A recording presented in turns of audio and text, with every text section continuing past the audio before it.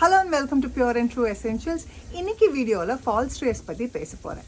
Falls ட்ரேஸ்னால் என்ன அப்படின்னா, தண்ணியும் எண்ணெயும் கலக்கிறதுக்கு முன்னாடியே ஒரு மாதிரி கெட்டியாக பல்ப் மாதிரி ஆயிரும். நம்ம அது ட்ரேஸ் ஆயிடுச்சுன்னு நினச்சி நம்ம மோலில் ஊற்றிடுவோம். ஆனால் அப்படி பண்ணுனா தண்ணியும் எண்ணெயும் மறுபடியும் பிரிஞ்சு நமக்கு சோப்பு வராது, செட் ஆகிறதுக்கே ரொம்ப நாள் ஆகும். என் பின்னாடி பார்த்திங்கன்னா வெதர் ரொம்ப கோல்டாக இருக்குது.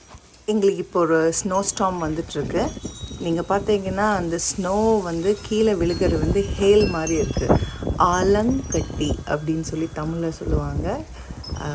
ஸோ அது விழுகிற சத்தத்துலேயே உங்களுக்கு தெரியும், அது வந்து ஐஸ் சிப்ஸ் மாதிரி விழுகுது. ஸோ டெம்ப்ரேச்சர் வந்து ரொம்ப கோல்டாக இருக்குது. ஸோ எதனால் இந்த ஃபால்ஸ் ட்ரேஸ் வருது அப்படின்னா temperature. So temperature plays a major part in false trace. So temperature வெளியில் இவ்வளோ கோல்டாக இருக்குது, வீட்டுக்குள்ளே நமக்கு ஒரு 68 degrees Fahrenheit சம்திங் இருக்கும். ப்ளஸ் உங்களோட லைஃப் சொல்யூஷன், அப்புறம் உங்களோட ஆயில், இதெல்லாம் plays a major part in false trace. So இன்றைக்கி ஃபால்ஸ் ட்ரேஸ் பற்றி நான் உங்கள்கிட்ட பேச போகிறேன். அதே சமயத்தில் ஃபால்ஸ் ட்ரேஸ் வந்துச்சுன்னா அதை எப்படி ஐடென்டிஃபை பண்ணுறதுன்னு நான் உங்கள்கிட்ட காமிக்க போகிறேன். வாங்க உள்ளே போய் சோப்பு பண்ணலாம். என்னோடய லிக்விட் ஆயில்ஸை என்னுடைய மெல்டட் ஹார்ட் ஆயில்ஸ் கூட மிக்ஸ் பண்ணி வச்சுருக்கேன். இப்போ என்னோடய லைவ் வாட்டர் சொல்யூஷனை நான் அது மேலே ஊற்றிருக்கேன். இப்போ டெம்பரேச்சர் பார்த்திங்கன்னா 83 degree Fahrenheit இருக்குது. கொஞ்சம் நேரம் என்னோடய கரண்டி வச்சு மிக்ஸ் பண்ணிட்டு அப்புறம் என் ஸ்டிக் பிளெண்டர் வச்சு நான் அடிக்க போகிறேன். ஸ்டிக் பிளெண்டரை வந்து கண்டினியூஸாக அடிக்காமல் ஸ்மால் பர்ஸ்ட் வச்சு அடிக்கணும். அதாவது அடிச்சுட்டு நிறுத்தி நம்ம அடிக்கணும். இப்போவே எனக்கு கீழே கெட்டியாக இருக்கிற மாதிரி ஒரு ஃபீலிங் பார்க்கலாம். பார்த்திங்களா, நான் சொன்ன மாதிரியே வந்து கீழே நல்லா கெட்டியாக ஃபார்ம் ஆகிடுச்சு. அதாவது அந்த சாலிட் ஆயில்ஸ் வந்து நான் லைவ் ஊற்றின போது ஒரு ரியாக்ஷன் ஆகி அது வந்து சாலிட் ஆயில்ஸ் மட்டும் இறுகிடுச்சு. ஸோ இதுதான் ஃபால்ஸ் ட்ரேஸ். இந்த சமயத்தில் நீங்கள் விட்டுறக்கூடாது, தொடர்ந்து அடித்து அந்த லிக்விடும் அந்த ஆயிலும் வந்து மிக்ஸ் ஆகிற மாதிரி பார்த்துக்கணும். இன்றைக்கி ஃபால்ஸ் ட்ரேஸ் வர்றதுக்காக நான் என்னோடய சோப்பிங் டெம்பரேச்சரை வந்து 100 degreeக்கு கம்மியாக நான் வச்சு பண்ணினேன். நான் உங்களுக்கு முன்னாடியே காமிச்சு இது 83 degree Fahrenheit தான் இருந்தது. மட்டும் இல்லை, என்னுடைய பேஸ்மெண்ட் டெம்பரேச்சர் வந்து 63 degree Fahrenheit தான் இருந்தது. ஸோ இப்போ நான் அடிச்சுட்டே இருக்கேன். ஆல்ரெடி மீடியம் ட்ரேஸ் ஆகிடுச்சு. நான் என்னுடைய ஃப்ரேக்ரன்ஸ் ஆயிலை ஊற்ற போகிறேன். ஏன்னா இன்னும் அடிச்சுட்டே இருந்தேன்னா ரொம்ப கெட்டியாயிரும். ஸோ இப்போ வந்து அடிக்கிறத நான் நிறுத்திடுவேன். இனிமேல் நான் அடிக்கவே போகிறதில்ல. இதே ஸ்டிக் பிளெண்டர் வச்சு நான் ஃப்ரேக்ரன்ஸ் ஆயிலும் என்னோடய பேட்டரையும் மட்டும் மிக்ஸ் பண்ண போகிறேன். நம்ம யூஸ் பண்ணுற சாலிட் ஆயில்ஸை பொறுத்து தான் நமக்கு ஃபால்ஸ் ட்ரேஸ் வந்து வரும். இங்கே வந்து நான் 76 degree ரூம் டெம்பரேச்சர் உள்ள கோகனட் ஆயில் தான் யூஸ் பண்ணியிருக்கேன். ஸோ நம்ம ஊற்றும் போது அது வந்து ரியாக்ட் ஆகி நமக்கு வந்து கெட்டியாக பல்பியாக மாறிடுச்சு. ரூல் ஆஃப் தம் என்னென்னா, நம்ம வந்து 100 degree மேலே சோப் பண்ணுறது நமக்கு நல்லது. ஏதாவது மில்கெல்லாம் யூஸ் பண்ணுனா நம்ம 100 degree கம்மியாக யூஸ் பண்ணலாம். மில்க் எதுவும் இல்லை அப்படிங்கும்போது நம்ம 100 degreeக்கு மேலே யூஸ் பண்ணலாம். இப்போ பார்த்திங்கன்னா மீடியம் ட்ரேஸ் ஆகிடுச்சு எனக்கு. ஸோ இதுக்கு மேலே நான் இன்னும் கொஞ்சம் மிக்ஸ் பண்ணிகிட்டே இருக்க போகிறேன். ஏன்னா மேலே நீங்கள் பார்த்தீங்கன்னா அந்த ஃப்ரேக்ரன்ஸ் ஆயில் ஃப்ளோட் ஆகிட்டு இருக்கிறது உங்களுக்கு நல்லா தெரியுது. பட் ஆனால் நான் கலக்க என்ன உணர்றேன்னா, என்னுடைய பேட்ரி வந்து நல்லா லிக்விடாக ஆகிட்டுருக்கு. அந்த மீடியம் ட்ரேஸ்லேருந்து என்னோட வந்து நல்லா தின் ட்ரேஸ் ஆகிற மாதிரி எனக்கு ஒரு ஃபீலிங். பார்க்கலாம் இருங்க எப்படி வருதுன்னு பார்ப்போம்.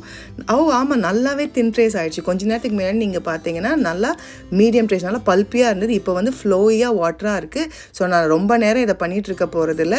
இப்போ நான் என்ன பண்ண போகிறேன்னா, என்னுடைய சோப்பை என்னோடய மோல்டுக்குள்ளே போடுறதுக்கு நான் ஆல்ரெடி என்னோடய பேட்டர்னை வந்து நான் டிசைட் பண்ணி வச்சுருந்தேன்.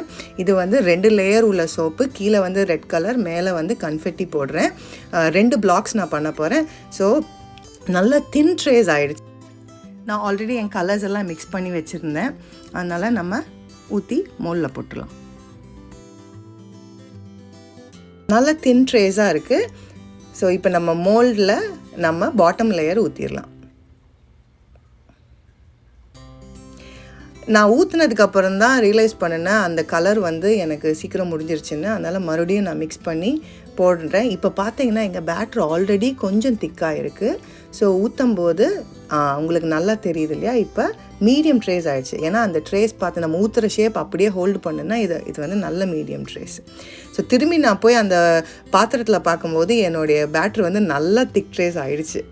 பார்த்தீங்கன்னா உங்களுக்கே தெரியுது. ஆனால் பரவாயில்ல, இப்போ நான் கன்ஃபெட்டி சோப் தான் பண்ணுறதுனால எனக்கு பிரச்சனை இல்லை. நான் மிக்ஸ் பண்ணி போட்டு என்னை மோலில் போட போகிறேன்.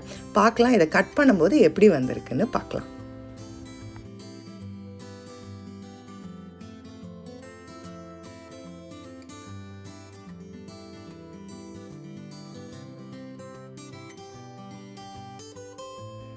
24 மணி நேரம் கழித்து நான் சோப்பை அன்மோல்ட் செய்கிறேன். ஈஸியாக அன்மோல்ட் ஆகிடுச்சு. நீ வெட்டி பார்த்தா தான் தெரியும் உள்ளே எப்படி இருக்குதுன்னு. பட் ஆனால் நல்லா ஸ்மூத்தாக ஸ்லைட் ஆகுது. சில சோப்ஸில் வந்து அந்த கலர் நான் செகண்ட் டைம் மிக்ஸ் பண்ணும்போது அது சரியாக கலங்கலை, அதனால அந்த கலர் இருக்குது. பட் பரவாயில்ல, இந்த சோப்பு வந்து நான் என் ஃப்ரெண்ட்ஸ் அண்ட் ஃபேமிலிக்காக தான் பண்ணினேன். ஸோ அவங்க எதுவும் தப்பாக நினச்சிக்க மாட்டாங்க. அதே போல் நம்ம அந்த பேட்டரில் தானே நம்ம கன்ஃபெட்டி போட்டதுனால பாருங்கள், அந்த கன்ஃபெட்டி நல்லா கிட்ட நெருக்கமாக ரொம்ப அழகாக ஒரு பேட்டர்னாக வந்திருக்கு. எனக்கு ரொம்ப பிடிச்சிருக்கு. ரொம்ப க்ளோஸாக இருக்கிறது வந்து ரொம்ப அழகாக இருக்குது பார்க்குறதுக்கு. சோப்பும் ஃபுல் ஜெல் ஃபேஸ் போயிருக்கு. அதனால தான் நம்மளோட கலர் வந்து நல்லா ப்ரைட்டாக இருக்குது. நான் ஊற்றும் போது பார்த்திங்கன்னா ஒரு மாதிரி மெரூன் கலர் மாதிரி தான் இருந்தது. பட் இப்போ வந்து நல்லா ரெட் கலரில் நல்லா ப்ரைட்டாக இருக்குது. அது ஜெல்லான மட்டும்தான் நம்ம கலர்ஸ் நல்லா ப்ரைட்டாக பார்ப்போம். இந்த சோப் வந்து ஃபால் ஸ்ட்ரேஸ்க்கு போனதுனால எப்போவுமே pH லெவல் பார்க்குறது நல்லது. சோப்பை வெட்டி முடிச்சு நான் உங்களுக்கு pH லெவல் காமிக்கிறேன்.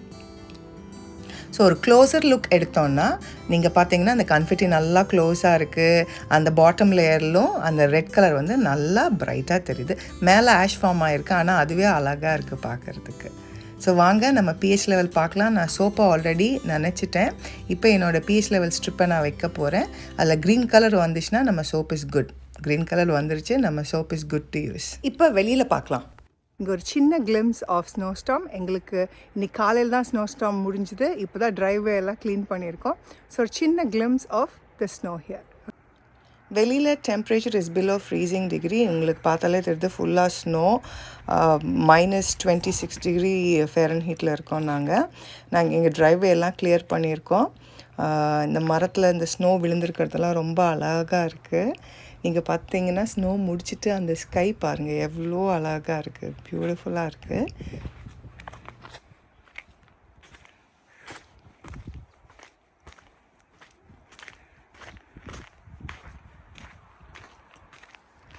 அந்த ஸ்னோ பார்த்திங்கன்னா அந்த ஸ்னோவில் உருளணும்னு ஆசையாக இருக்குது.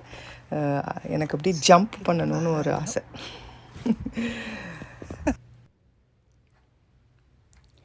சன்ஸ் ரேஸ் வந்து அந்த ட்ரீஸில் அடித்து அந்த ரிஃப்ளெக்ஷன் வந்து அந்த ஸ்னோ மேலே வந்து ரொம்ப அழகாக தெரியுது.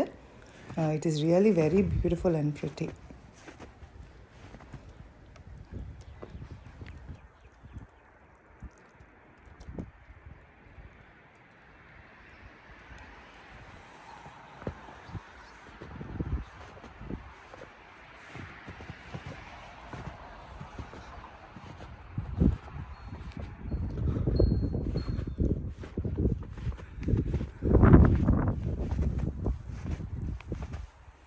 யூஸ்வலாக எப்போதும் ஸ்னோ வந்ததுக்கப்புறம் என் பசங்க ஒரு ஸ்னோமேன் பில்ட் பண்ணுவாங்க. அதுக்கப்புறம் ஹாட் சாக்லேட் குடிப்போம். நல்லாயிருக்கும். அந்த ஸ்னோமேன் பில்ட் பண்ணி ரொம்ப குளிராக இருக்கும். அப்புறம் உள்ளே போய் ஹாட் சாக்லேட் குடிக்க ரொம்ப நல்லாயிருக்கும். அண்ட் சம்டைம்ஸ் ஸ்னோபால் ஃபைட்ஸ் கூட நடக்கும். ஓரளவுக்கு வெட்டாக இருந்தால் தான் நம்ம ஸ்னோபால் பிடிக்க முடியும், உருண்டையாக பிடிக்க முடியும். இது வந்து ஒரு பர்ஃபெக்ட் கன்சிஸ்டன்சி. பார்த்திங்கன்னா நல்லா பிடிச்ச நல்லா இருக்குது. ஓகே, என் டூரை நான் இங்கே எண்ட் பண்ணிக்கிறேன். நெக்ஸ்ட் வீடியோவில் உங்களெல்லாம் சந்திக்கிறேன். நான் பண்ணுறது உங்களுக்கு பிடிச்சிருந்துச்சுன்னா லைக் பண்ணுங்கள், ஷேர் பண்ணுங்கள், சப்ஸ்கிரைப் பண்ணுங்கள். என்னுடைய அதர் சோஷியல் மீடியா பிளாட்ஃபார்ம்ஸை விசிட் பண்ணுங்கள்.